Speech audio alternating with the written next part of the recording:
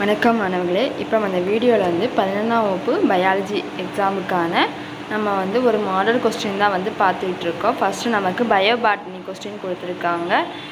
அடுத்து நமக்கு பின்னாடி பயோசுவாலஜி இருக்கும். ஸோ இதை நீங்கள் மாடல் கொஸ்டினாக வச்சு படிச்சுக்கோங்க. இதில் இருக்க எதையும் ஒமிட் பண்ணிடாதீங்க. கண்டிப்பாக இதில் நமக்கு நிறைய கொஸ்டின்ஸ் வரும், ரிப்பீட்டடாக வரும். ஏன்னா ப்ரீவியஸ் கொஸ்டின் இந்த மாதிரி மாடல் கொஸ்டின்லேருந்து நமக்கு கொஸ்டின்ஸ் வரலாம். ஒரு சில பேருக்கு இதே கொஸ்டின்ஸ் கூட வரலாம். அதனால் எந்த கொஸ்டினையும் ஒமிட் பண்ணாமல் அதில் இருக்க எல்லாத்தையும் நல்லா படிச்சுக்கோங்க. ஃபஸ்ட் நமக்கு 8 1 வேர்ட்ஸ் கொடுத்துருக்காங்க.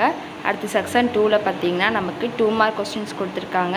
அதில் நமக்கு 6 கொஸ்டின் கொடுத்து 4 கொஸ்டின் எழுத சொல்லியிருக்காங்க. அடுத்து பார்த்திங்கன்னா செக்ஷன் 3ல் பார்த்திங்கன்னா நமக்கு 3 மார்க் கொஸ்டின்ஸ் கொடுத்துருக்காங்க. அதுலேயும் 19வது கொஸ்டின் கம்பல்சரி கொஸ்டின்ஸ் 5 கொஸ்டின் கொடுத்து 3 கொஸ்டின் எழுத சொல்லியிருக்காங்க. அதில் 19வது கொஸ்டின் கண்டிப்பாக நம்ம எழுதணும்.